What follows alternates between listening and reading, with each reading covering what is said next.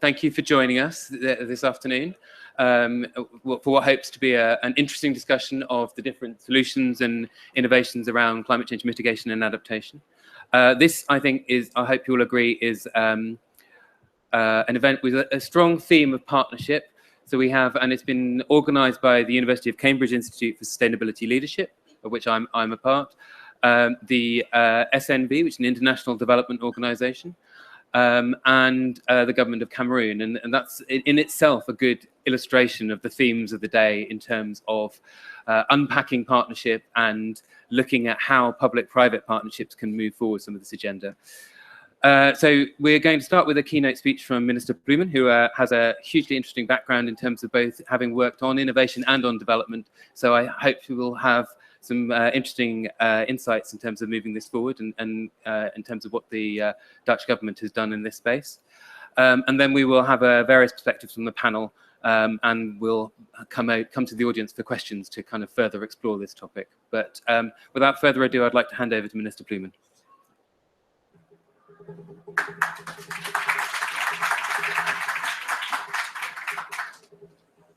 Good afternoon, all of you. Thanks for the invitation to speak at this event, which is dedicated to scaling innovation for sustainable development. And I think probably I'm preaching to the converted, but I would suggest that you spread the message that innovation can make or break our success in adaptation and mitigation. Take solar, for example. Solar energy has improved so rapidly lately that nowadays a kilowatt hour could only cost as little as a few cents. And this could really change the lives of not only us, but also of people in developing countries. Now, the combination of improved mobile connectivity, new satellite services, and the availability of private investments offers the opportunity for scaling up innovations to really large-scale implementation and operation. Providing, of course, that access to these innovations and high-tech services will really improve the livelihood of communities. Not only providing, improving food security, but also, and here the sustainability part comes in, creating business opportunities for women and men active in all of the food chain. I'm going to promote our own program here because I'm really very enthused about it. And I think it deserves more attention than it's got up till now. And the program that I'm speaking of is the Geodata for Agriculture and Water. It stimulates innovation because it provides communities and in particular farmers the innovation that they need to be able to adapt to climate change. The program takes on the challenge of linking satellite data with the daily practice of smallholder food producers. Now, that requires a bit of a change in attitude and a bit of a change in the types of partners that you work with. Organizations that usually don't work together, space agencies and community organizers, usually they're not sitting in the same room, they need to work together. And we bring them together under this Geodata for Agriculture and Water program. In the program, we look at services like training for farmers, weather and drought forecasting, microfinance, agricultural insurance schemes, and those go hand in hand to achieve food security and a better income for at least, this is our goal, 3 million smallholder farmers and their families. Now, as you all know, 80% of the farmers working the land in developing countries are women. What you might not know, but what you really need to remember here is that McKinsey, I would suggest a reliable source of information, given the amount that you have to pay for an hourly service. They did a research and they found out that if women had the same access to tools, production schemes as men, just by giving them that access, we would add the economy of the United States and the economy of China to the world economy. Now, what good would that do looking at the Sustainable Development Goals? So, I mean, we need to talk about all this, but if you have to remember one thing of today here in Marrakesh, because it's Gender Day, remember that if you give opportunities to women, that in itself helps a lot. Now, but that's not the reality, because not all of you, and certainly not all the people outside of this room, are handing these opportunities for women and women themselves are not always empowered to take those opportunities.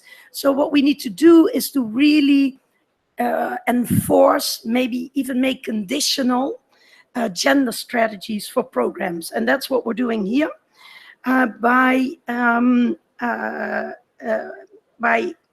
requiring separate assessment criterion on gender in the partnerships. Now, if the programs do that in a right way, they can score bonus points, and then, of course, would be eligible for more funding. So if you do the right thing, you get more money. Second thing that you need to remember. One, if you give women opportunities, things will change.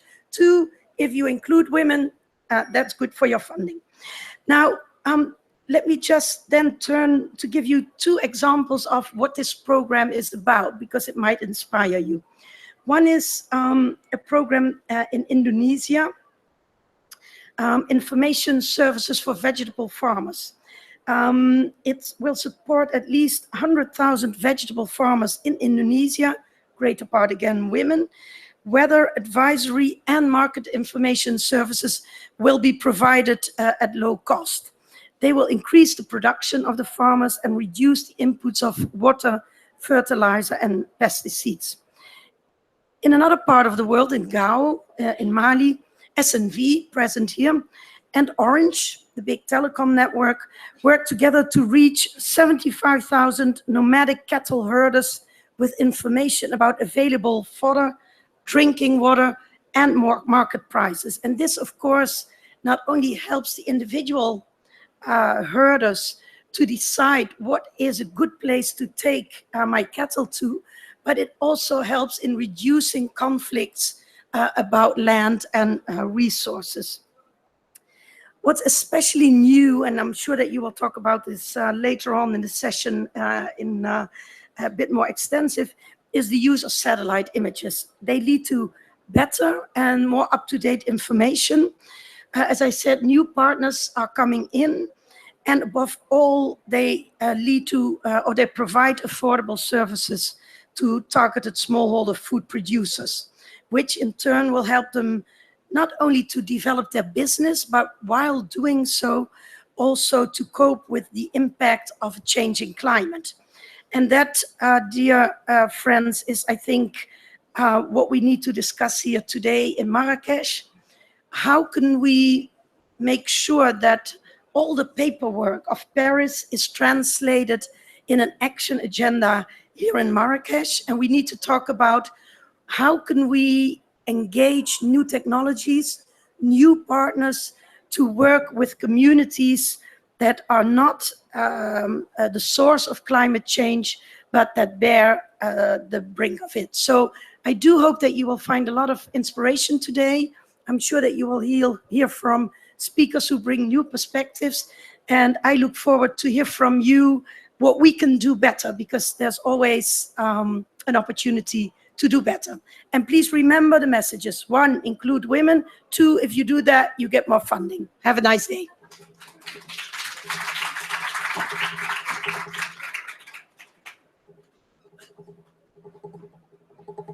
Wonderful. Perhaps if I could invite the panel to come and join me up here.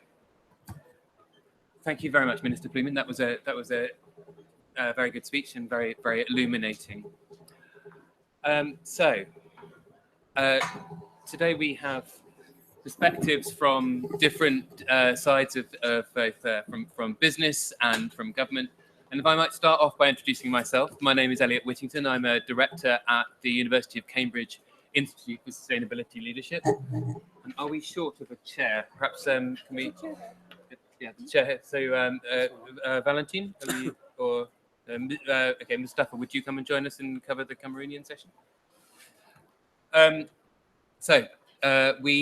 I work at the University of Cambridge Institute for Sustainability Leadership, which is a department of the University of Cambridge which focuses on helping different leaders to engage with the major challenges that we face today.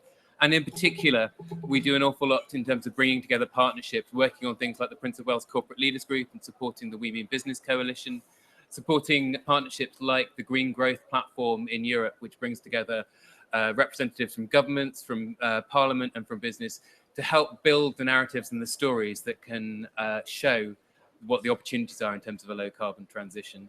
And so this theme of partnership and public-private interaction is a core one for us. And it's also one where there is a huge amount of insight, I think, from looking at what the cutting edge of innovation is. And that's what I'm hoping we'll explore today. And I think it's great to have different stories from different parts of the world and from different perspectives to really unpack that story. So I'm going to hand over to my left to Harry Vahar from Philips Lighting, who has, in many ways, in my mind, is one of the key architects of a transformation going forward in terms of the move towards LED lighting and the immense energy savings that can offer, and also the immense social benefits that can offer. But rather than talk anymore, I will hand over to Harry to allow him to share that story. Okay, thank you. I have a few slides, maybe. Okay. So first of all, Minister Bloem, and I couldn't agree more with you on your first point, but also on the other points. But then, because if you imagine, if you look back, then one of the major reasons that COP15 went wrong is that except for Angela Merkel, they all locked up middle-aged men in the room. And if you look at COP21, we had Cristiano Figueres, we had Laurence Tubiana, we had Rachel Kite, and many more. So it really takes two to tango. And so it's crucial. It's also silly to lock out half of humanity when the challenges are so huge and so urgent. So I'll say a few words on what we do as Philips Lighting. So first of all, obviously we do a lot of work on LED lighting, but then in a broader way, we do a lot of work on energy efficiency because we know we need everything, efficiency, renewables, and some carbon engineering, but energy efficiency has to do at least half of the job of putting us, of tackling climate change. And within that, of course, then we like to see how much does lighting contribute. If you look at efficiency, then the big overriding thing is that the big overriding challenge is that energy demand keeps on growing by 3% per year, and the rate of efficiency improvement is only 1.5%, also in the Netherlands. And we need to double that rate. And what we then see is that quite often, then people don't know what does it mean. And we see how there's caution, not too high energy efficiency targets, which is a discussion in Europe. I'm also chairman of the European Alliance Save Energy, so we do quite a bit of work on that. But then if you double the rate of energy efficiency improvement, you do two things. One is you accelerate renovation of the existing infrastructure, so buildings, and of course also some of the street lighting. But that creates jobs, which I think any politician, left, right, or center, is really eager to create. And secondly, what you do is you need to leapfrog to the cleanest solutions there where new infrastructure will be built, which is mostly China, India, and Africa, as well as where we provide energy access for people who don't have it today. And in our case, that is then leapfrogging to solar LED lighting. And it's that second part. So we do a lot of work on cities and buildings, but it's that second part that I'd like to show a few things about. So all of us have more hobbies. I'm also the president of the Global Off-Grid Lighting Association. So we do a lot of work there, again, as a sector. So I really believe in creating common goals and purposes and then working as a team and then let the smartest and the fastest benefit a bit more than the other ones. So there on solar LED lighting, you see, of course, we do this for reasons of moving away from kerosene and candles, or even for reasons of health, for reasons of providing opportunities for education, for small, medium-sized economic activities. You must remember that for many of us, my grandparents were born when there was no electricity. So it seems for me not that long ago, but they had no electricity. So they only got electricity when they were adolescents. And from that moment on, also in Europe and the US, economic development really started accelerating. So it's exactly had the same story.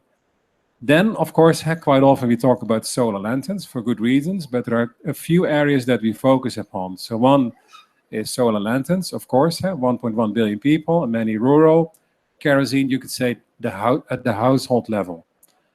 And there you see, like we had after the birth of the incandescent light bulb a long time ago, that also that portfolio, so the types of solutions are expanding, because people want also different things for different purposes. So you have solar home systems. And also, interestingly, talking about leapfrogging, more and more of the solar LED lighting becomes smart in the same way as street lighting in buildings, LED lighting in home becomes digital and connected, so you can play with it, you can dim or whatever. The same is happening, leapfrogging with solar LED lanterns and the like, so that also people can monthly pay using their mobile phone, even when they are in the midst of a rural area in Africa. We also look at community solutions, so where we provide lighting for the whole community. We call that community light centers. You could say those are solar LED street lights, so that also the community can do small market activities, but also play soccer. So quite a few of those community light centers we've inaugurated with soccer matches, with Ruud Gullit and Wanko Kanu and others involved, also to make it fun, because in that sense, sustainable development is similar to innovation, and if you look at the benefits of that, that is also fun. And I think that's also something to highlight. But then also, as I mentioned, most urban infrastructure in the coming decades will be built in China, India, and Africa. Quite often we talk about China, but as many people will go urban in the next decades in Africa as in China. So there we need to leapfrog, in our case, to solar LED street lighting, and also to some solar-powered solutions for indoor. So that brings me to my last slide. So just a few thoughts on a number of focal areas that we are working on, but of course also your thoughts and your brains and arms are really welcome, are the three big challenges that we see. So first of all, products and policies are needed to further accelerate and scale. Private sector, of course, we work, and that is why we co-founded GOGLA with the World Bank and a few others 6 years ago. There are now 18 members, so the largest part of the global industry is a member, from small upstarts to large companies. We work on quality standards. We work also on a sustainable supply chain, so that also everything there is in order, no toxic materials and everything, because you should imagine people with a smaller income, for them it's even more important, and we should feel a greater sense of responsibility for offering products that do what they promise. From a public sector, then also here implementing minimum energy performance standards. For instance, through the Enlighten program we run with UNEP, indeed confirming quality standards, but also monitoring and verification, and be smart about duty and tax regimes. We've had some examples where African countries, for reasons that I could understand initially, would say, hey, this market is growing, and let's put some import duties on those products and gain some taxes, or let's put some higher VAT on it, and then immediately you see market going down. So we've had some examples, but then the good thing is also that we wrote about that through GOGLA to those countries and explaining that actually providing people with access to energy and to light creates more economic benefits, and therefore later on have more income for that country than taxing something at the border. So any help there, also from ministers of development, to bring that logic across would be really, really welcome, because it can have a high impact. Secondly, distribution. Of course, we're working on accessibility. So how do we cover the last mile?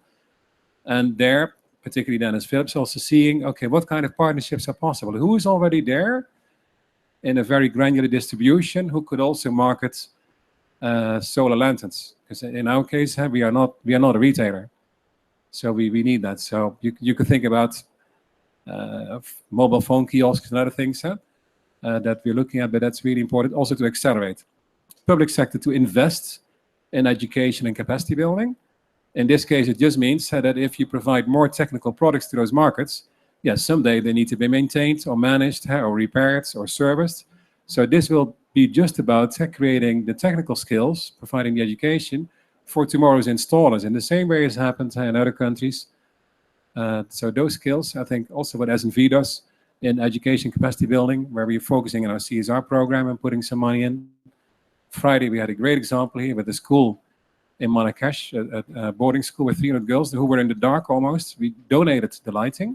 It was really goosebumps. So, because then you really see what sustainable development is all about when you are with the people and with children. Lastly, business models. So we're working on financing models.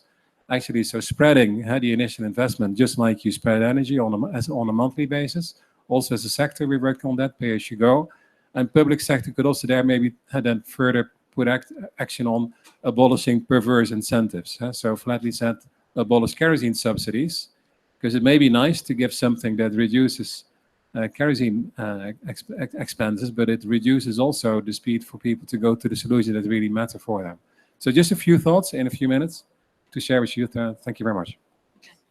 Thank you, Harry. Very good. And so from one example or one set of thoughts, I want to pass down the table to to Njau Mama Mustafa from WWF Cameroon, who will talk a little bit about the Cameroonian example in terms of what they've been able to do. Maybe I can pass this.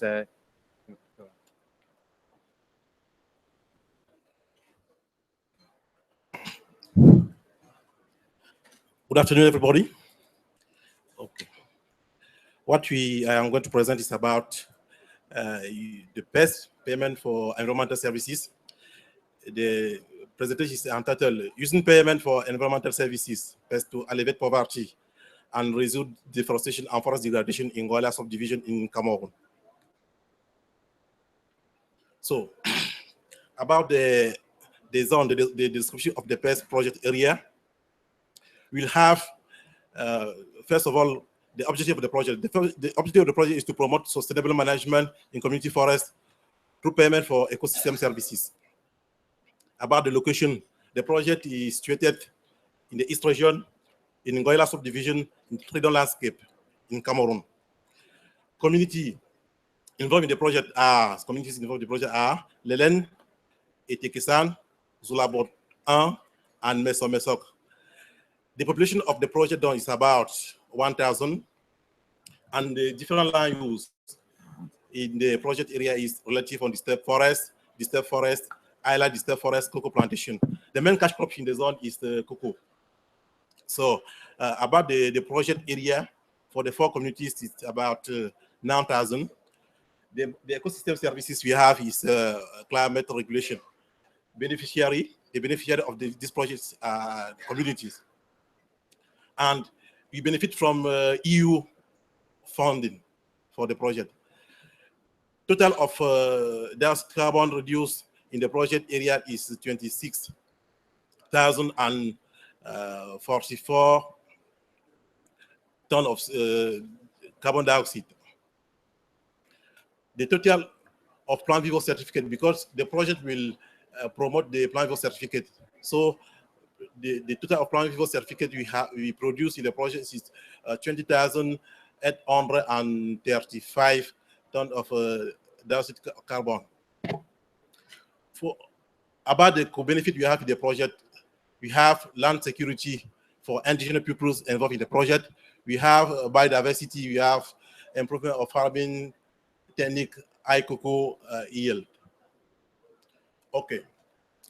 As you know, for PEST project, we have what we call a baseline and a project scenario. For the baseline, we have the baseline was based on the improved cocoa. So on improved cocoa variety of cocoa require more land and have low productivity. So what the project has done is to bring in the community the improved cocoa variety. So for the project scenario, we have improved variety of cocoa require less land and have higher productivity. Which what we have done in the field, we indigenous people, by introducing new cocoa variety in the field, we remark that we no longer go to work. It is what indigenous people say. We no longer go to work on the farm of other now that we have our own. So about lesson learned, the first lesson is the lack of immediate benefit rise skepticism among community. Early payment to beneficiary before the signature of the agreement with community mitigate this risk. The second lesson is that weak intersectorial coordination has increased conflict between different interest groups within the community. pro-timber exploitation versus pro-forest conservation.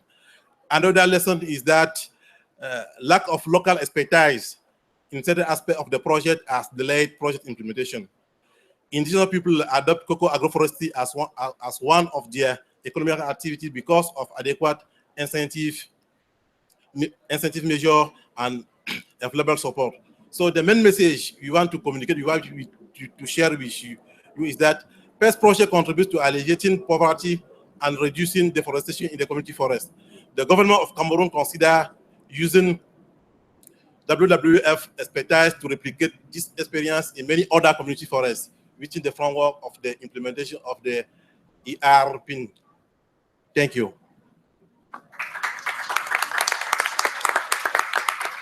Thank you, Mustafa. And I think it's always important to, when we talk about innovation, to break out of the box. It's very easy to default to thinking about sort of quite gadgety technical solutions. So to have an example of innovation in a kind of agricultural space is particularly important.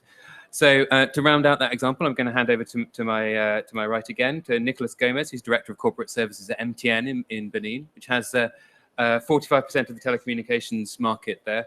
And Nicolas's responsibility for things like the MTN Foundation, and which draws on his experience working with USAID. So he's both a corporate voice, but with expertise and familiarity with the development space. Thank you. Good afternoon. I will apologize for my bad English, but I decide to speak English because I have to try. We are in in French-speaking country, as you know, Benin, and thank you, and good afternoon again. You know, in most of population in my country don't have electricity. They are not plugged directly on the national electricity agency, and they use kerosene with lanterns to have lights in the village, in the poor area. And our neighbor is Nigeria, and Nigeria is a producer of kerosene, and everybody can make this business in Benin. You have just to have a motorcycle or a car, and you go to Nigeria, you buy kerosene. It's very dangerous, as you know. Sometimes you have some burning, you have some situation, and each year a lot of persons die with this business, but we don't have this decision of government who can stop it, because, as you know, all those persons is we can use them during the vote, because it's it's one of a thing, a reality we face. But with SNV, we think about some solution who can change the life of population. As you know, when people use kerosene, they spend a significant amount of money to buy this kerosene, about $1 a week, and is also what they pay if they decide to go to the place when they can find electricity to charge their phone. And the solar lantern can be a very good solution for this. And we call this project a bright light for Benin, and we combine it with something in terms of communication, the GSM, we call Payasyougo. Payasyougo allow customer to buy this solar lantern for a small down payment, and they pay with a regular installments. And if they don't pay, the system is automatically cut. It's a question of security of thing, and sustainability also. For this project, we brought together one of the leading producer of solar light product. The name is Green Light Planet, and a Beninese solar import supplier, the name is Aris. To introduce this project in the market, Green Light Planet is equipped by EasyBuy, a payment platform tools developed by Anganza, a firm that specializes in developing pay-as-you-go capability. Through EasyBuy, customer could pay off the system in weekly cash payments to a sales agent. Each week they decide to pay, and they have the possibility of also, when they decide to have the lights for 2 days, pay for 2 days, or 3 days, or for the week. They have this possibility.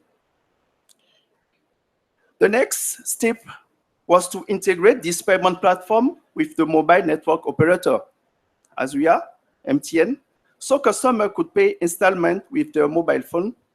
And this took time, but is now in place and will allow customers to pay for the lantern using a product we call mobile money. You have, you charge your phone and you can take some money with what your credit to send it to the supplier. You don't need physically to go to be there to do that. From your house, you can do it. Once all payments are made over a 24-week period, after that, the lantern is unlocked indefinitely, and that is something people like. They are very enthusiastic with that, this system of pay-as-you-go. And the lantern, solar lantern, become definitely their property. What we can say, SNV is a partnership in this project for the implementation. And previously, we used to put in place a solar cut system. It's something, and Madam Minister, it's something a lot of men decide to do it, but now the system is the women who are really managing that. And if you make today the evaluation, the women have more success to manage it than the men, and it is one of the reality of my country also. MTN already, when we finish this, think about what we can do together with SNV, that we come with this project for the green light. What's the role of each person, each institution for this? The Green Light Planet ships the solar product to solar import supplier Aris in Benin. Aris distributes the product to local MTN agents. MTN agents then sell the solar product to local customers, enable them to spread out their payment over the 24 weeks period. MTN agent receive like $4 in commission for Aris, excuse me. And with the system pay-as-you-go, as I said, the people don't have to pay the totality. They pay with installments that give them the possibility also to change the way of payment as they decide. This pilot phases, and we begin it at April to June. We can say 16 MTN agents were selected into off-grid municipality in the south of Benin. We begin at the south of Benin before. And the cost of the solar lantern is a key factor for customer engagement in the pay-as-you-go mechanism. Why? At the first time, the price difference between a cash and pay-as-you-go purchase was too high for population. They say it's about $45. They say it's too expensive. And the repayment period was for them too short. What we decide now with SNV is to change. We decide to double the repayment time now to 24 weeks and reduce the total cost of the pay-as-you-go payment. Customer pay now per week like $1.50, similar to average weekly household spending on kerosene when they use kerosene. a new shipment of 2,000 brand new lantern is coming and currently underway. More than 200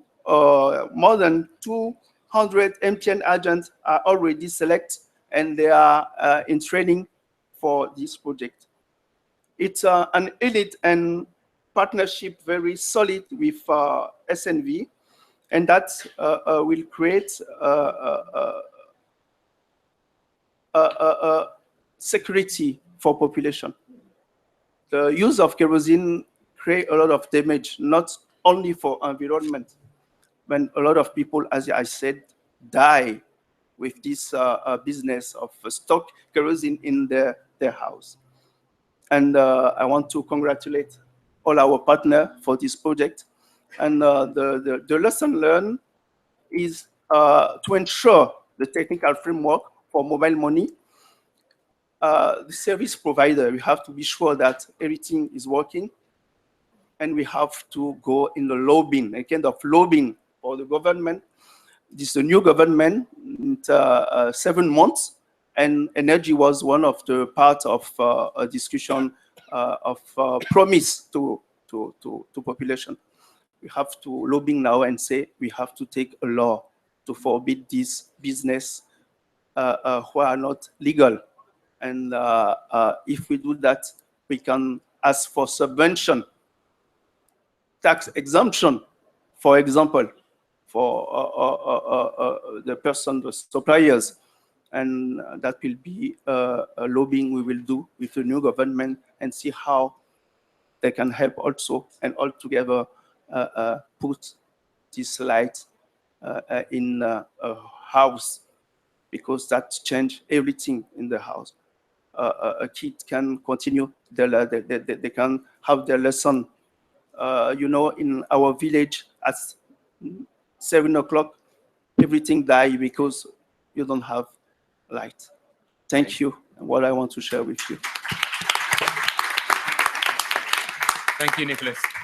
So that's a wonderful example, I think, of innovation that touches on so many points throughout that supply chain, but also how it delivers on so many areas in terms of social, environmental benefits and a good business case. And so it's a great package there. So in order to round out that package, I'm going to hand over to Andy Wekamp, who's the energy director for SNV, so another part of the host organizations here, who has also got a background both in development and within government, so from that side of things, and to hear your perspectives on how this topic can be moved forward. Okay, thank you, Elliot, for the introduction. Actually, I am overseeing our energy programs globally, but I'm based in West Africa. In more than 30 countries in Africa, Asia, and Latin America. And we have expertise in agriculture, food security, water sanitation, hygiene, and last but not least, in renewable energy. We implement programs in which we stimulate markets to work well for women and men living in poverty. Now, climate is very important in our work because climate change, as you all know, disproportionately affects low-income people. For them, becoming resilient is actually a life-saving strategy. But it's not only that. Climate resilience can also be very good business for local entrepreneurs.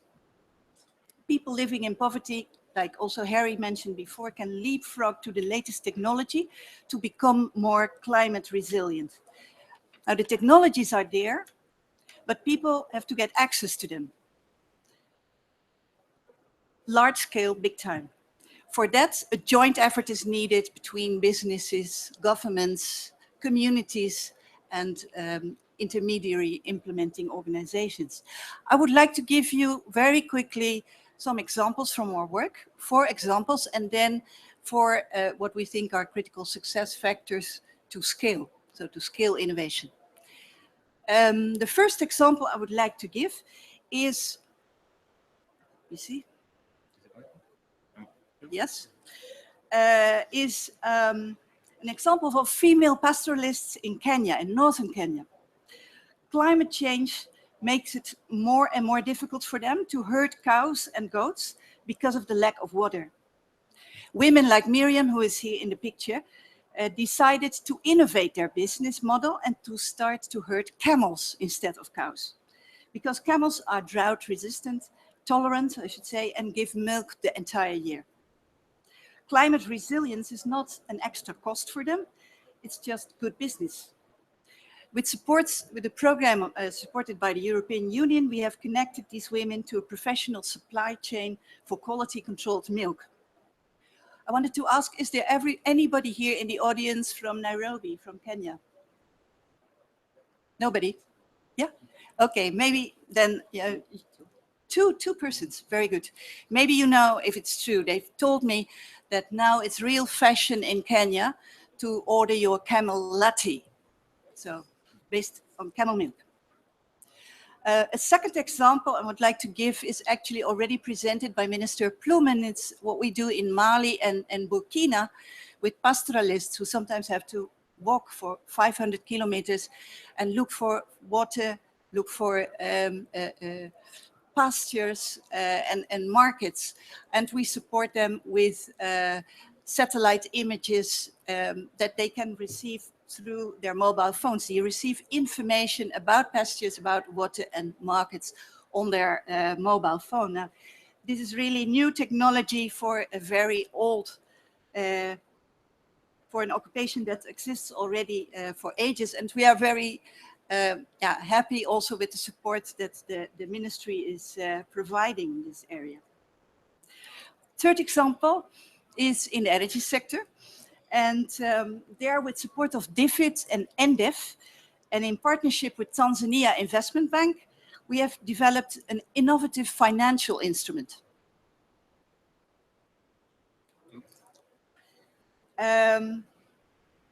This instrument is meant to achieve a real and lasting shift in the market of solar products in the lake zone of Tanzania.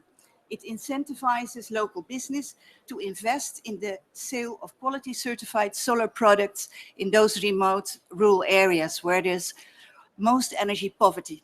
I don't need to explain all the benefits of that because Nicholas has already done it in Harry also. Off-grid renewable energy technologies are good business and create a lot of employment for young women and men in Africa.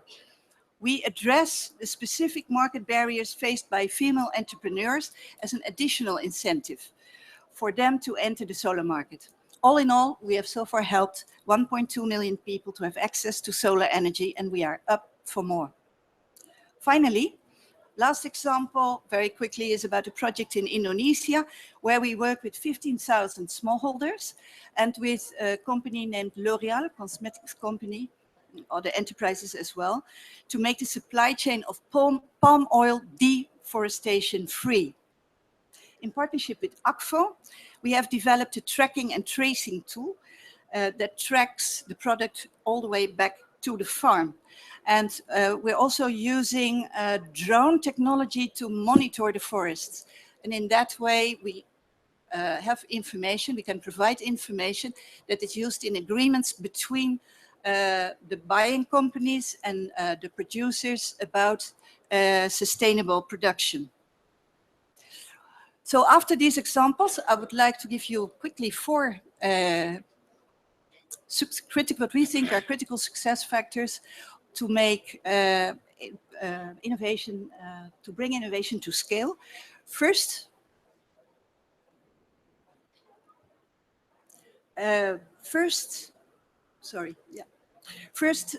new technologies as such can already help to scale, like the Payasyougo mechanism that Nicholas just explained, because it helps to address the high upfront costs of solar. Actually, in fact, any innovation that makes sense from a business perspective can make the market do the work and make the scaling. The second success factor is awareness raising, capacity building, consumer education about the benefits of quality products. This will create a demand, but which is much more important is that it also helps for the adoption and the sustained use of the products like solar lamps and clean cook stills. It makes people want to buy them again in the future and to continue to use them. The third factor for scaling is the enabling and policy environment. So the right incentives and disincentives should be in place and help to make sure that clean and polluting products get addressed in the right way, and that can help to scale as well. And finally, what I want to say, the final factor, critical success factor, is effective collaboration between the different parties, between private enterprise, government, communities, and intermediary organizations. In order to achieve that, there are two important things. First is transparent communication, and secondly, very important, trust building. So trust between governments and companies, trust between companies and communities, trust actually between all people involved will make, I think, this collaboration successful. Thank you. Thank you very much. So that's another great presentation and another good illustration of the topic that we're talking about. And for our final speaker, I'm very pleased to introduce Diane Holdorf, who is the Chief Sustainability Officer of Kellogg's. Kellogg's doesn't need much introduction as a company, but from my perspective, it's great to have them as one of the leading lights, both in terms of setting long-term science-based targets, but also really wrestling with some of the challenges around sustainable agriculture and the supply chain. So Diane, I look forward to hearing your thoughts on this. Thank you so much. It's really a pleasure to be here today. Quick question. How many of you care about food? Good, and people are still paying attention. I'm so excited. You know, food is one of these things that's deeply personal and it's deeply cultural. And at the Kellogg Company, as a global food company, we understand that people truly care about their food. They care about who grows it, how it's grown, how it's made, and that there's enough for all. And this really is the intersection of the global issues of food security and climate. Because without addressing the climate challenges posed by agriculture, we know that we will continue to see extensive risk in our food systems. We've already seen these examples. As a company, Kellogg sources its ingredients all over the world where we make our food for those who love it. Primarily grains, but also fruits and potatoes and sugar beets, sugarcane, cocoa. These are ingredients that, if there's a crop failure, as a big global company, we can generally flex.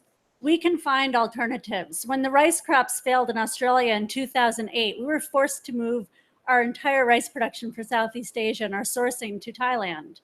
But we were able to do that. When the Arab Spring occurred and the crop prices accelerated in Egypt and the rice crops failed in Egypt, we were not able to source our rice for Europe out of Egypt any longer. But as a global company, we had alternatives. The farmers in these scenarios are not so fortunate. This is a true crisis issue for local farming communities and the farmers who grow our foods. And as the minister said when she started us off today, 70% of all food is grown by smallholders, and of that, 70% are women. And we know that these are often the places where getting access to information, getting access to the types of technology that we're speaking about here today, getting access to markets is the most challenging. So as a company who can bring a voice of leadership to these issues, we're very proud to be making the kinds of commitments that Elliot spoke to. Last year, we were one of the first companies to announce science-based targets, reducing greenhouse gas emissions in our own company by 65%, and still one of the only companies to have commitments in our scope 3 or third-party suppliers, where we will contribute in supporting our suppliers to achieve a 50% reduction in greenhouse gas emissions out to 2050. These are a build on our own sustainability commitments that we've set out to 2020, which include sustainability and sustainable agriculture and supporting 500,000 farmers, 15,000 of which will be smallholders in our own sourcing supplies. And we expanded our global purpose platform for fighting hunger and feeding potential to ensure that we're also helping those who are hungry have enough and feeding the potential of farmers, children and other communities to make sure they get what they need as well. I don't know about you though, but commitments feel so last year, don't they? What's this year's COP? It's all about execution and what we're doing. And these are great examples of what's happening. I'm very excited to share with you some of the progress that we've made in collaboration with collective action with others as well. We made a commitment, as I mentioned, to support improved livelihoods through climate smart agricultural practices for 15,000 smallholder farmers. We achieved that goal this year, 4 years ahead of schedule. And I'm thrilled to be able to share that with you because that has true impact. That means that yields have improved. That means that incomes have improved. Farmers like Elsie Narengo in the Eastern Cape of South Africa, some of you may be familiar with that region, it's quite remote. In working with farmers in partnership with TechnoServe and the South African government, we were able to bring training to farmers like Elsie, who is not literate. So this is relatively common. So training needs to be in ways that are verbal and visual, that can speak to what these practices need to be over time. Elsie supports a family of 10 with her very small farm in South Africa in that Eastern Cape. And through the first year of training alone and access to improved inputs and some small technology changes, her yields increased over 30% just in that first year, this past year. That's the kind of impact that we're looking to continue to have globally. But 15,000 smallholders isn't enough either. I mentioned that we've got a commitment to support 500,000 farmers, and I'm really excited to share that we're already working with over 300,000, again, in this area of climate smart agriculture. And that's a term that not everybody in the room might be familiar with, but it's about ensuring that yields remain strong or improve. It's about ensuring improved climate resiliency, as you spoke to, because farmers are actually often the ones, as I said, who are most at risk when the droughts increase or the rain patterns change or the temperatures don't go down as far overnight. And the third aspect is, of course, mitigating greenhouse gases that are prevalent in agriculture through practices on the farm. These are the types of approaches that we're bringing, and we're looking to have continuous improvement at the farm level. So we've been working with over 1,200 farmers, large and small, just in the last year in 21 countries to understand what are the practices that they're doing, where are the biggest needs, and what does it mean to convene resources to come to have true impact and improvements at that level. And that's where I turn to scale. Anyone familiar with agriculture knows you cannot simply take the practices that make an impact with the rice farmers in Egypt and have those exact same practices apply with the smallholder farmers in Thailand.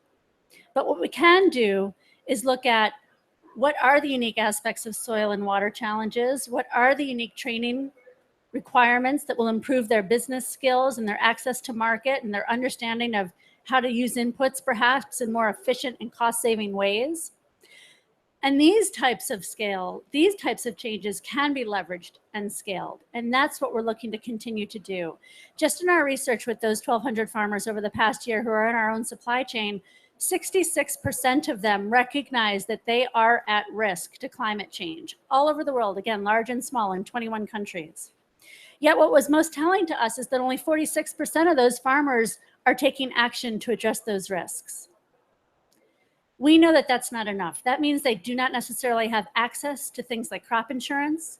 They may not have access to the ability to control irrigation and targeted irrigation. They may need better inputs, different seeds that are more drought resistant or that can increase their yields. It could be as simple as how to plant and what times to plant.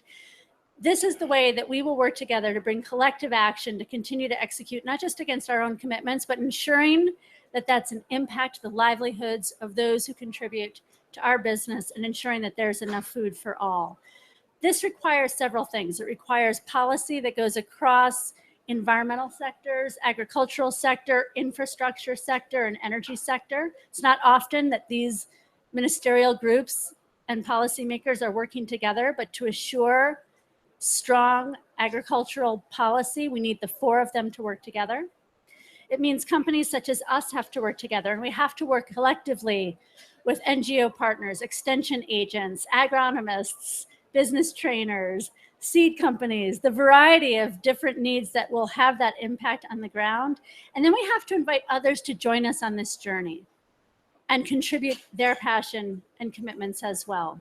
And it's with taking these steps collectively that we know that we can scale, leverage, and achieve these very urgent issues that we know climate creates in the challenging space of agriculture and food security.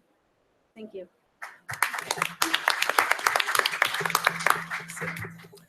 Thank you very much, Dan, and thank you to everyone. That's been, from my point of view, it's been an incredibly interesting session in terms of listening to that panel, but I would like to dig deeper into that. And that, ladies and gentlemen, I need your help. I need some questions from the audience. And I think it's always difficult getting the first question, so I'm going to be particularly pleased with whoever wants to put their hand up and be the first person who wants to ask a question of this panel.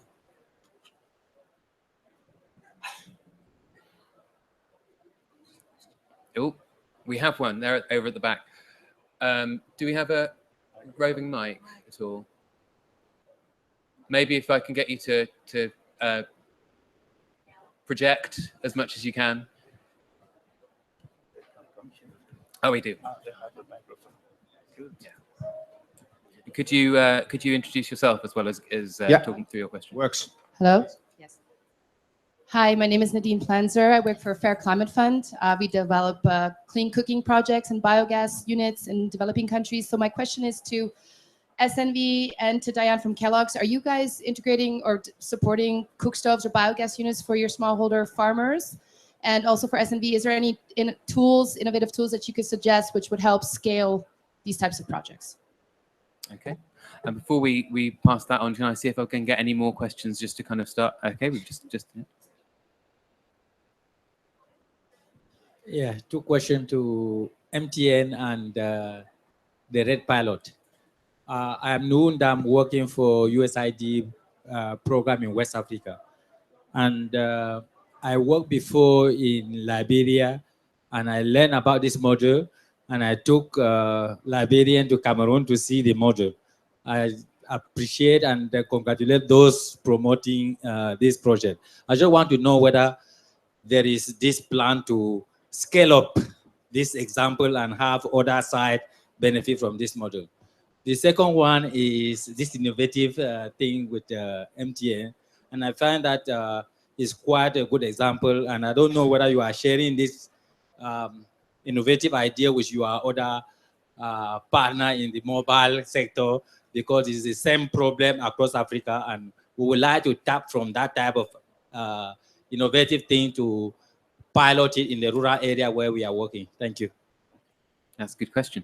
And I'm going to go through the panel to get some answers to that, but I'm going to take chair's privilege and sneak a question of my own in, because we've talked a little bit about, we're talking about innovation and we're talking about collaboration, and I would love to hear from the panel their thoughts about how this has changed over the last few years. What's new and what's different, and where they think things are going, because I think that it's always good to understand how things have moved on, or things are potentially moving on. So maybe if I start with Mustafa, if you don't mind answering that question.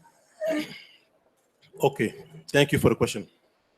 So what we plan to do is to extend this initiative to other community forests. And we plan to work with the Cameroon government, because it is a pilot project. So the idea was to show to the government how we can implement the type of the project, this kind of the project. And the next step is to continue to work with the government and support it within its ERP program. Thank you. Diane, do you want to take the question to you, and my change one as well, if you don't mind? Sure. So the question was regarding clean cook stoves, and if we're looking at those within the smallholders that we support, we actually have a brand right now who is looking into how to bring clean cook stoves through as a brand purpose because of its unique intersection of health, food, and cooking, and that it would improve the health for women the most. And you spoke to this a little bit, but these are critical issues. So we have actually some deep work that we're looking at right now, and that has come up in a variety of different settings. And so some of the examples where we have programs on the ground. And we have more than we have almost 50 or more programs on the ground with farming communities around the world. One example I'd share is in Bolivia with the quinoa farmers of the High Altiplano region of Bolivia.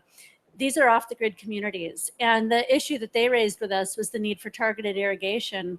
The solution that we were able to bring in partnership with others is solar-based and bringing solar panels into those communities to help with that targeted irrigation. But it supports their homes as well. And some of what was mentioned about how that improves the livelihoods for the women and the children in that home are powerful. And so there's numerous, and it actually helps with some of the cooking mechanisms as well. So there's numerous examples that we have. I'll share just those two in the spirit of time. That's great. Nicolas, would you like to pick up on these questions? Yes, thank you for the question. I think it's the kind of thing we are necessarily need to share with other operations, and that's the way things are going on. I want just to give the example of the solar cards with the SNV, the first project. This project is, explaining quickly, it's a solar card for charging phone, because, you know, in those areas, they don't have electricity. And we create with SNV a kind of a new business, men and women in a village. And they come with a solar card, put that in place, and people come to charge the phone. And we share that in, we have the chance to be in 22 countries, Africa, and some country like Afghanistan, Cyprus, and all this. And what is very amazing, some of the country where MTN is decide to do this project. But a country like Chad, MTN is not in the Chad, also ask for some specification we give them, and they decide to do this project. And I think you're right, we have to share it. And I'm sorry that the minister is, but my favorite joke with this new business men and women is the women are very successful in it. That you see a lot of change. They take the money, they take care of the family, and the men, when they have the money, the first thing they become to take another wife. Think it's my favorite joke with them, and I say, look at the women, they have the success, but they cannot take a new husband. But the men, when they have this money, the first thing. Thank you. Thank you. Harry, can I get your thoughts? Yeah, so maybe on what's new and coming. I think, yeah, we probably all feel how we have moved over the past couple of years from why did we do this to what should we do, and now focus on the how. In a way, I feel the why has provided the inspiration that led to the Paris Agreement, where we all see, well, it's really urgent. It's actually very smart, creating a 21st more inclusive economy. I think also reflecting on past week, but also in the whole year, on the further rise of populism, I think we should really give more meaning to the words inclusive, and equitable, because they often used a bit as fashionable words. But I think, however we think about populism, people that feel excluded, they have an issue. So I think there's some work to create inspiration for all. But I think we see that this is unstoppable, this direction. Then the what for us on lighting and on energy, also as Global Off-Grid Lighting Association and as Philips Lighting, we are committed to providing universal access to energy by 2030, along with sustainable energy for all. So I would say that's the aspiration. But then we should also remember that the perspiration, putting things in practice, that's the hardest and the biggest part of the job. So you could say 10% inspiration, 20% aspiration, but 70% is perspiration. And this is where we really need to create partnerships. So seeking complementary capabilities. So either a product provider together with somebody who's in distribution. So all kinds of partnerships, also with entities like SNV, who have a lot of experience on the ground. Also as associations, so to drive the policies and the standards that are needed. And I would say towards governments, what I said in my summary, it's really important that governments realize that with a few signatures, they're not off the hook yet. So we really need enabling policies. We need the policies that create and enable the future, and not the ones that protect the past. And so policies on kerosene subsidies are policies of the past. So we should look really at those conditions that accelerates, because I think we're moving in the right direction. But the big thing is, of course, we're not moving fast enough. Yeah, I would like first to address that question on clean cooking. I like the question very much. We've been working for years actually in this area. And so far we have distributed, installed about, well, a little more than 1 million clean cook stoves, including biogas fueled cook stoves in 25 countries worldwide. And yes, biogas plants are installed in farms. So there's a strong link to agriculture. The residue of biogas production is used as bioslurry to, as fertilizer for food crops. So there's a strong relationship. And an example that I gave before of the palm oil production in Indonesia, we're also supporting in the same project the installation of 30 biogas plants, more as a solution for the pollution that goes with this production. So this is integrated in that project. Now, on the question of the change, I think, and also if you looked in the clean cooking sector, there's much more attention for the multiple benefits of clean cooking, and also what you mentioned. So health is much more emphasized, and also new technologies are developed to develop much cleaner cook stoves, more healthier cook stoves. Based on biomass. There's more attention for the sustainable development goals, of course. That's also a new element in it, and we're also working, trying to align with that in sustainable energy for all. Great, thank you. More questions. What else can we ask our panel? I see. Okay, lady in the middle. We got a microphone coming from your right, from your left rather, my right. Thank you for a very interesting panel. I'm from the U.S., but I've been attending many of the sessions on climate finance, and it appears to me that these efforts are all being done without major finance from other UN sources or donor sources. That this is actually the private sector stepping up to the plate and working directly with countries. Can you just comment on the role of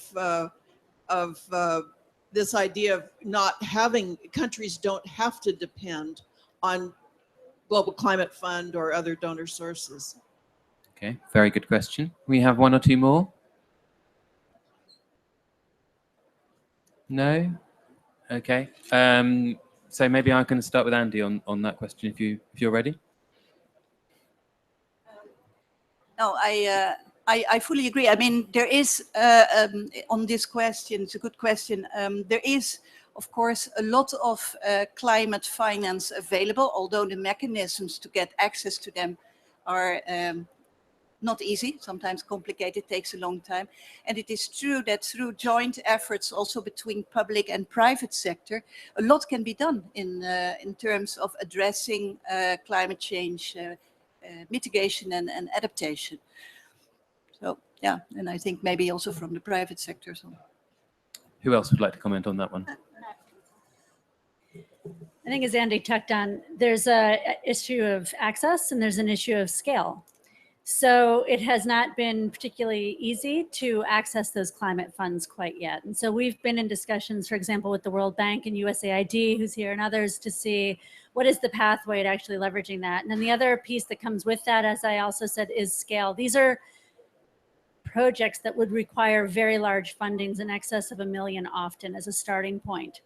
Now, it's true that we can accomplish quite a bit working as collective partners across sectors, but when it comes to addressing whole-scale change, for example, in the palm sector, even bigger than what was already referenced by Andy, that's going to take much greater investment than what any one partnership group of companies and stakeholders can contribute. And that's where the climate fund money, I think, will come in to bear the most. So when we're looking at land-based solutions on deforestation, for example, being able to wrap something with that size supportive funding will start to have a very large scale of impact, and many players should be at the table for that. All right. And maybe just a short example that is on my mind. So when we talk about climate finance, indeed see that it is rather complicated, and there's a lot of focus on how much money and when will be available. But maybe it's also good, and I don't know in how far this has been done, but one example of then calculating what are then the cases, the social or development cases, business cases, whatever you call it, for which financing is needed. If you look at access to light, access to energy, access to light, 1.1 billion people is about 300 million households. If you'd spend $30 per household, and let's say 2 lanterns, it's $10 billion over a 10-year period, 1 billion a year. And then suddenly it doesn't sound so complicated. So I'm just suggesting maybe we should calculate a few of those, because that we have some time until the financing is there, but that we are then ready when it is. And then see also how can we turn this into mechanisms that are not donations, because that doesn't really work, although it's very noble. But then also to work out cases that this becomes something like revolving, or really works also for the value chains that later on have to maintain then those services. Thank you. Nicolas, can I ask you, in terms of, we've just been hearing a little bit in terms of that finance conversation about scale and replication. So within the example that you've talked about, what do you see as the potential for further scaling that up and taking it into new markets? How could you grow that? Yes, we can grow that with the first, if we can continue this collaboration with SNV, but we ask some other partner to come in the project with us. For solar card, for example, we ask our suppliers. We decide as MTN to take from 1 to 10% of our profit after tax for the foundation. But we have some supplier who makes a lot of money with us, like Ericsson, like Huawei, the Chinese, like ZTE. And now the condition to work with us now will be the contribution at our CSR, our social project. We want them to come, and I can give you an example. Ericsson decided last year to make a project with us concerning all the used material, like old computers, old iron, all things who are polluting our country. And they come with some containers and take all this, and they have a place for breaking all that without that people just put that, and you have some, when it's raining in it, when it you have it's something very bad for environment. But they come and we sweep, if I can use this word, we sweep all the place in places in Cotonou to take this material with polluting. Now I think we can continue. We can have more funds with our suppliers, with also the NGO who are specializing in this kind of thing. We are a private foundation. We don't have all the expertise for all that, but to have fun, I think we can have fun, and we can ask our suppliers now to come with us as partner and use the expertise of institutions like SNV, like USAID, like some of those institutions to help us to grow and continue to sustain those projects we are putting in place now. Thank you, Nicolas. And Mustafa, one question for you. You talked about the role of payment for ecosystem services in terms of creating a framework for that project that you described. And you talked about how WWF was going to use that to scale up. Does that create a new model, a new framework for work in this space, do you think? Yes. So through this project, you know, as in our country, we used to work with the government to support it technically and financially. So what we have done,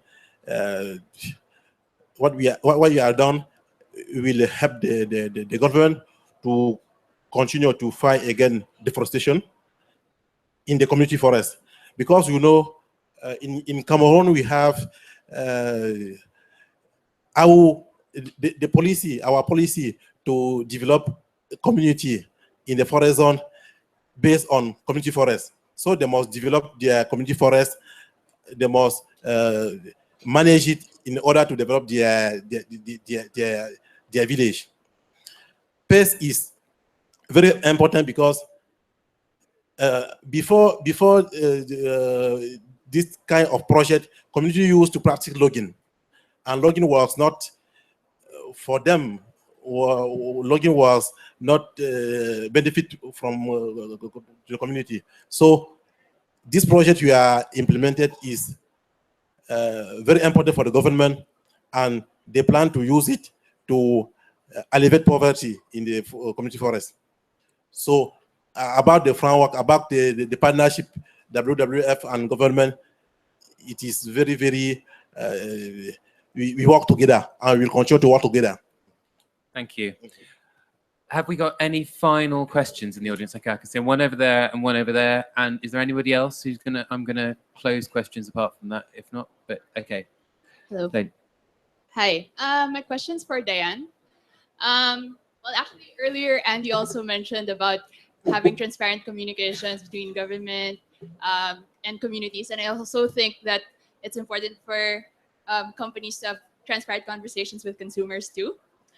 So I'm also from the Philippines, and we advocate for, my group, Muni, advocates for conscious consumption and mindful living. And I was just wondering, because when we talk about sustainability, I can't separate that from health and wellness. And how do companies like Kellogg's that has, you know, household brands that like are established with certain products that I must say are laden with sugar. I'm not trying to incite like a debate or something, but I'm just wondering, like you have great CSR programs and I must commend you guys for that, but how do you also sort of tweak the main product that you're actually offering consumers? Sure. Okay. And gentleman over there, have we, oh, sorry, mic just coming your way. Thank you. My name is Gold, and I'm from South Africa. I'm from an organization called VUNA. We're doing climate smart agriculture in Eastern and Southern Africa. My question is to you, Elliot. Yes. Okay. What is your role in terms of documenting the evidence in an empirical way, such that we generate lessons of what works and what doesn't work to inform scale-up investments? It's well and good, I think, that we're getting reports from the corporates. But what are the pathways that other corporates can follow in terms of making similar investments? And also related to the question that the lady asked in terms of the investment climate funds. Where do they need to make those investments to scale up what works and what doesn't work, so that we limit investments that are being made in things that are not working? Very good question, and I like it when people break the rules, so thank you for that. I will take that question, but and is there any final question before I close the... Okay, so what I'm going to suggest is maybe if Diane, if you comment first, then I'll answer my question, and then I'll also invite other panelists to give any final thoughts that they've got before I sum up. Good, thank you. Thank you for the question. I have a two-part answer because it was a bit of a two-part question, I think. First of all, it's critically important that we can connect with consumers directly in the conversations that are being had all over the world. One of the things that we did last year was launch a platform called Open for Breakfast. And if you haven't seen it, I hope you'll visit it, www.openforbreakfast.com. And it is in multiple languages in multiple countries. And it's in that space that we have very open discussions and answer every question that comes in about health, nutrition, community engagement, sustainability, both social and environmental. And that has proven to be a very powerful way for us to engage and answer the types of questions, which was the second part of your question, which I'll come to in a minute, about our foods and where we're sourcing and what we're doing to give back and help in communities, and how that all works together for our growth strategy as a company and the heart and soul of who we are as a business. With that Open for Breakfast platform, we can engage in digital social conversations that are happening beyond that as well. And we do that every day. And so there's a lot of great examples that I can share with that, but I'd encourage you to at least go visit that and check that out. You know, the issue of health and what people choose to eat and how they choose to eat it is fraught and increasingly challenging, and one that many are engaging in at multiple levels. Legislation is growing in this space as well. We have very open information about our products and what they contain. More than 90% of all of our foods have less than 10 grams of sugar per serving, both inherent and added. So a lot of perception and discussion gets wrapped up within what also delivers healthy benefits, such as fiber and vitamins, both enhanced and naturally occurring. So this issue of health and inherent ingredient choice is one that we expect will continue. And as a food company in this space, we'll continue our transparency and our discussion with consumers and others who care deeply about these issues as we do. Thank you.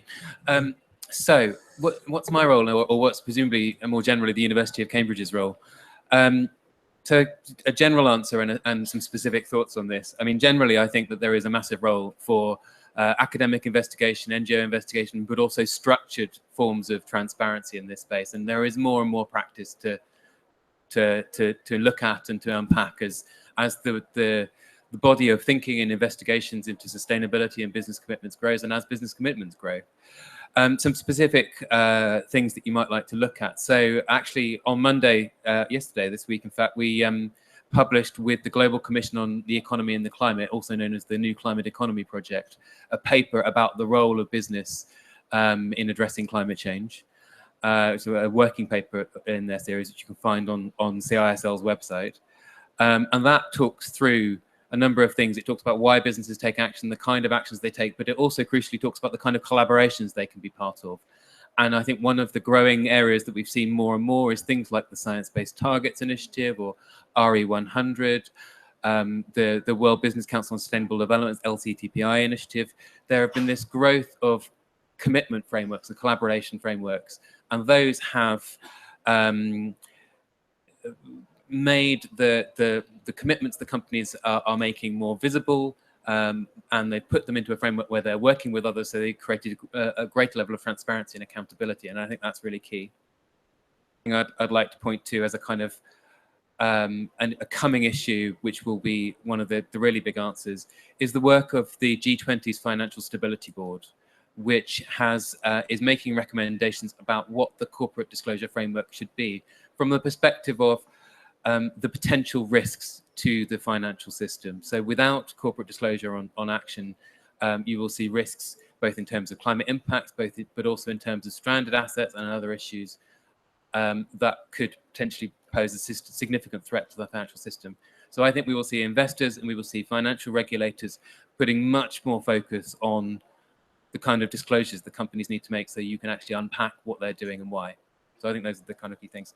So that was my thing. I'm going to go back to chairing and invite the rest of the panel to give any final thoughts before I sum up. Maybe Andy, would you like to lead us? Thank you. Just one thing to re-emphasize. I think to really achieve scale in poverty reduction and climate change mitigation and adaptation, good partnerships are needed, public-private collaboration, inclusive, so including also communities, but also after this panel discussion, I would like to mention the involvement of climate finance mechanisms, knowledge institutions. So it's important to build these partnerships to really achieve scale. Yeah, I think I would like to ask and also suggest that we that we share and celebrate what works, because we need to learn from each other, but also we need to inspire and give tackling climate change and sustainable development a human face, so that this leads to the acceleration that is needed, certainly in these times. Nicolas, any concluding thoughts? Or? I want just to thanks everybody to hear us. It's like I used to say, just to be a company in a country paying tax and okay, finish our job and go home, I think is not sufficient. We have to be corporate citizen, do things and change the life of people. And in terms of business, it's the big sustainability, because modern people will be in good condition. They have a good health, they have money, they have everything, and better for you, your business can grow. But also in terms of development, I think it's something for our poor countries. It's something who can become a political obligation. Ask each company to take a part of benefits to help population who give what they have or what they have to grow the business of those companies.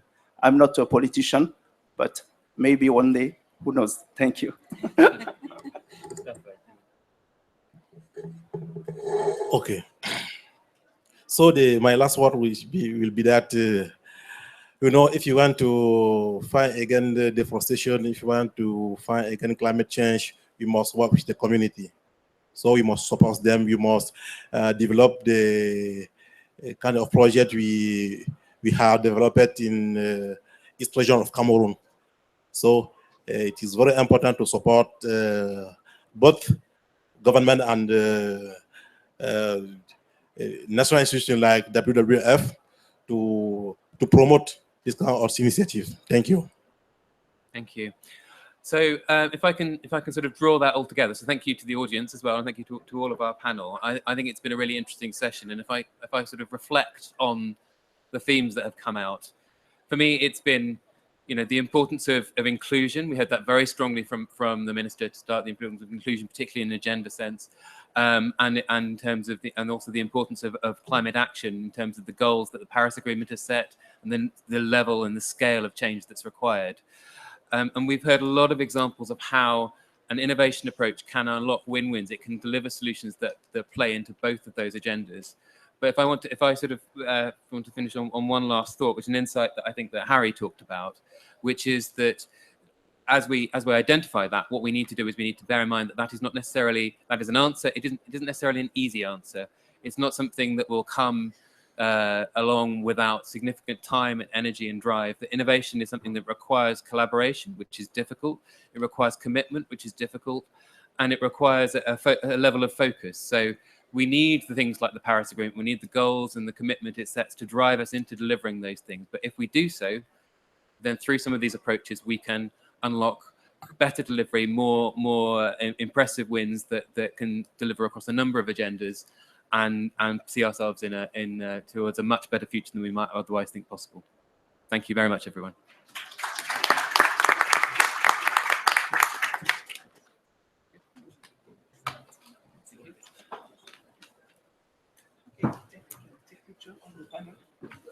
Thank you, Elliot. Great. Yeah. The picture. The picture. Oh.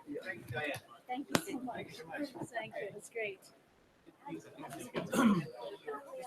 Check it out. Oh, it's nice.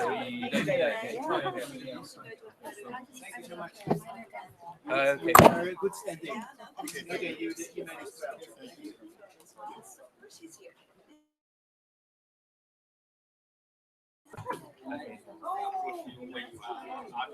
Thank you very much.